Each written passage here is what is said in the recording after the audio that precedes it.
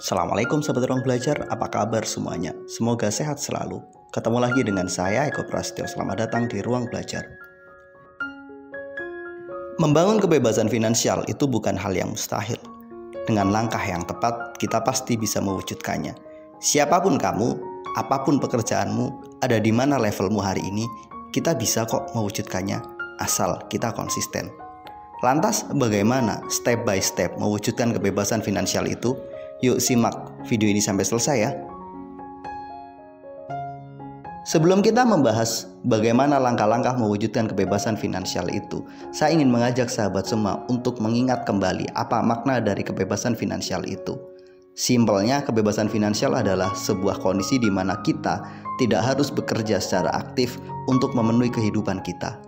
Apapun kebutuhan kita bisa terpenuhi tanpa kita harus susah payah bekerja, tanpa kita menukarkan waktu, pikiran, dan tenaga kita. Artinya apa? Kita sudah punya passive income. Kita sudah punya aset, di mana aset tersebut menghasilkan uang untuk memenuhi semua kebutuhan sesuai dengan keinginan kita.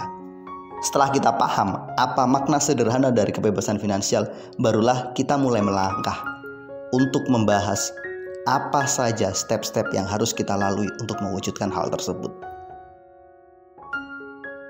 Yang pertama, tetapkanlah standar kehidupan yang ideal menurut versi kita masing-masing. Kita tahu bahwa kebebasan finansial adalah sebuah kondisi di mana kita nggak harus bekerja untuk memenuhi standar kehidupan yang layak. Maka di titik ini, definisikan standar kehidupan yang layak untuk kita itu seperti apa. Setiap orang tentu saja berbeda-beda. Maka jangan fokus pada orang lain, fokuslah pada diri kita sendiri. Katakanlah kamu menganggap standar kehidupan yang layak adalah 10 juta rupiah per bulan. Kamu merasa dengan penghasilan rutin 10 juta rupiah per bulan, kamu sudah hidup yang sangat-sangat cukup layak. Kamu bisa makan apa yang ingin kamu makan, bisa have fun, intinya kamu menganggap 10 juta oke lah. Setelah kamu menetapkan, yang harus kamu pastikan jangan mengubahnya. Ketika kamu mengubahnya, maka semua rencanamu berubah. Ketika kamu menaikkan levelnya, maka bisa jadi aset yang kamu punya, passive income yang kamu miliki tidak akan pernah bisa mencukupi standar kehidupan yang layak yang ingin kamu wujudkan. Pendek kata, kita harus belajar mengendalikan standar kehidupan kita. Setelah kita punya bayangan, maka buat semua itu sebagai sesuatu yang fix, relatif tetap. Maka mau nggak mau, suka nggak suka, kita harus konsisten dengan rencana dan target standar kehidupan yang kita buat. Langkah kedua, tetapkanlah jenis aset yang ingin kamu bangun untuk memenuhi standar kehidupan yang layak tersebut. Inti dari mewujudkan kebebasan finansial adalah kita punya aset yang mampu menghasilkan sejumlah uang untuk memenuhi kebutuhan kita tanpa kita harus bekerja, tanpa kita harus terlibat secara penuh dalam aktivitas tersebut. Katakanlah sesuai dengan contoh tadi, kita memilih 10 juta rupiah per bulan sebagai standar kehidupan yang layak untuk kita. Untuk mencapai itu, kita tentukan aset apa yang harus kita bangun secara bertahap untuk mewujudkannya. Kondisi di mana kita bisa menghasilkan 10 juta rupiah per bulan.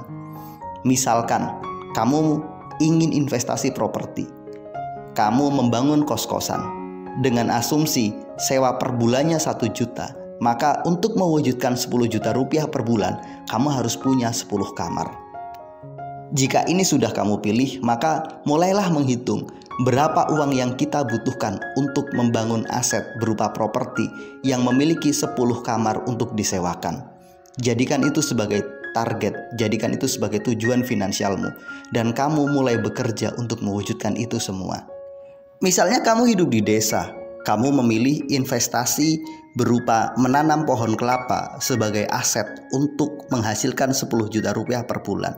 Kamu pun menghitung bahwa setiap pohon kelapa itu tiap bulannya menghasilkan 50.000 rupiah. Artinya untuk menghasilkan 10 juta rupiah kamu butuh 200 pohon kelapa. Diasumsikan 200 pohon kelapa itu bisa ditanam di lahan seluas 1 hektar. Maka itulah total jumlah uang yang kamu butuhkan untuk membangun aset itu. Mungkin kamu mulai dengan membeli tanah 1/4 hektar dulu, kemudian setelah punya lagi tambah lagi 1/4 hektar, sampai akhirnya terkumpul 1 hektar dan kamu pun mulai menanamnya. Kamu pun melakukannya secara bertahap. Maka di titik ini, setelah kita tahu standar hidup kita, tetapkan asetnya, kemudian kita fokus untuk mewujudkannya. Atau alternatif lain, kamu investasi pada obligasi. Kita tahu kalau kita investasi pada obligasi, misalkan surat utang negara atau ORI, obligasi retail Indonesia, katakanlah kita dapat bagi hasil 6%. Artinya setiap 1 miliar itu kita dapat bagi hasil kurang lebih sekitar 5 juta rupiah per bulan. Jadi untuk menghasilkan 10 juta rupiah kita butuh minimal 2 miliar untuk investasi di obligasi retail Indonesia atau sejenisnya. Pendek kata, kalau kita sudah tahu nih jenis investasi yang akan kita pilih, jenis aset yang akan kita bangun, dan berapa nilai yang kita butuhkan, kita akan lebih konkret. Langkah ketiga, setelah kita mulai nih tahu berapa banyak nilai aset yang harus kita bangun untuk mewujudkan passive income yang kita harapkan, maka mulailah dengan menabung. Tanpa kita menabung, kita nggak mungkin bisa mewujudkan itu, berapapun itu nilainya. Yang penting kita mulai. Mungkin butuh waktu lama, iya, tapi nggak ada masalah. Kalau kita tidak memulai sekarang, kapan lagi? Langkah berikutnya adalah ubahlah tabungan menjadi investasi yang kita harapkan. Misalkan kalau targetmu adalah obligasi retail Indonesia, maka ubah tabunganmu, mulai mencicil, membeli ORI tersebut sesuai dengan kemampuan kita. Katakanlah kamu punya uang 10 juta, ya udah beli obligasi dengan nilai 10 juta. Kalau kemudian kita ada tambahan, naikkan lagi jadi 20 juta. Begitu seterusnya sampai terkumpul jumlah total uang yang kita butuhkan. Langkah berikutnya adalah mulai berpikir untuk mencari tambahan penghasilan. Berpikirlah untuk menghasilkan lebih banyak uang. Dengan cara ini, kita akan mempercepat proses mewujudkan aset yang ideal yang kita harapkan.